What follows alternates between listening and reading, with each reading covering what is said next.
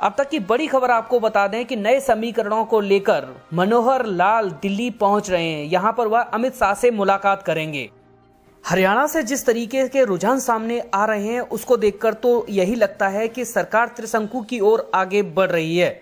मतगणना में जिस तरीके के रुझान सामने आ रहे हैं वह हरियाणा के राजनीतिक घरानों के लिए एक कड़े इम्तिहान से कम नहीं है। मतदान के बाद आए एग्जिट पोल में भाजपा को स्पष्ट बहुमत मिलता दिखाई दे रहा था, लेकिन रुझानों में कांग्रेस भी टक्कर में दिखाई दे रही है। जेजेपी ने सबसे ज्यादा हरियाणा के चुनावों में सभी को चौंकाया है। जेजेपी ने लगातार बढ़त बनाते हुए अपने 10 उम्मीदवार को जीत के करीब ला दिया है। करीब दोपहर 2 बजे तक के रुझानों पर अगर नजर दौड़ाई जाए तो हरियाणा की 90 विधानसभा सीटों की मतगणना के दौरान भाजपा 36, कांग्रेस 34, जेजेपी 10 और 10 अन्य सीटों पर अन्य दलों के उम्मीदवार आगे चल रहे हैं।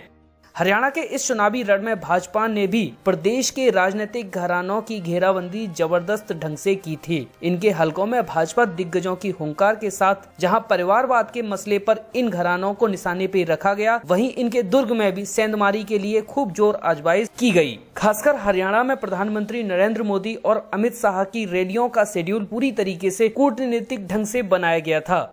भाजपा के ये मुख्य स्टार प्रचारक पूर्व मुख्यमंत्री भूपेंद्र सिंह हुड्डा के गढ़ में भी गरजे और चौटाला परिवार के इलाकों में भी। पूर्व मुख्यमंत्री भजनलाल, पूर्व मुख्यमंत्री बंसीलाल के क्षेत्रों के साथ साथ अहिरवाल बेल्ट में भी प्रधानमंत्री मोदी ने अपने चिरपरिचित अंदाज में सियासी घरानों को घेरते हुए हरियाणा के मतदाताओं की नब्ज को पकड़ने का प्रयास किया। इसके बावजूद भी भाजपा अपनी उम्मीदों पे खरी नहीं उतरी है। देश की पहली संविधान सभा के सदस्य और संयुक्त पंजाब में मंत्री रहे रणवीर सिंह हुड्डा के बेटे पूर्व सीएम भूपेंद्र सिंह हुड्डा ने इस बार फिर चुनाव लड़ा है। भूपेंद्र सिंह हुड्डा 2 बार लगातार हरियाणा के मुख्यमंत्री भी रहे हैं। 2014 का विधानसभा चुनाव भी कांग्रेस ने भूपेंद्र सिंह हुड्डा के नेतृत्व में लड़ा था, मगर प्रदर्शन बेहद निराशाजनक रहा और कांग्रेस 15 सीटों पर निपट गई थी। कांग्रेस सदन में मुख्य विपक्षी दल भी न बन सकी थी। इस बार अक्टूबर 2019 के विधानसभा चुनाव में भी कांग्रेस की कमान भूपेंद्र सिंह हुड्डा को सौंपी गई। इतने कम समय में हरियाणा में कांग्रेस ने कमबैक कर सियासी गलियारों में हलचल मचा दी थी।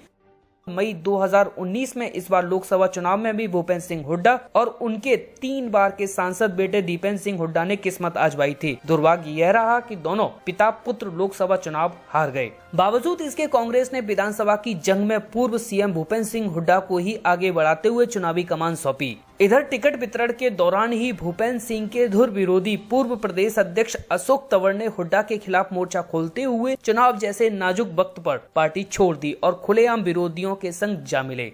अब चूंकि चुनाव में कांग्रेस की कमान हुड्डा के हाथ है, पार्टी में खुलकर बगावत भी हुई। लोकसभा चुनाव पिता पुत्र हार गए, लेकिन उसके बावजूद भी भूपेंद्र सिंह फिर मैदान में हैं।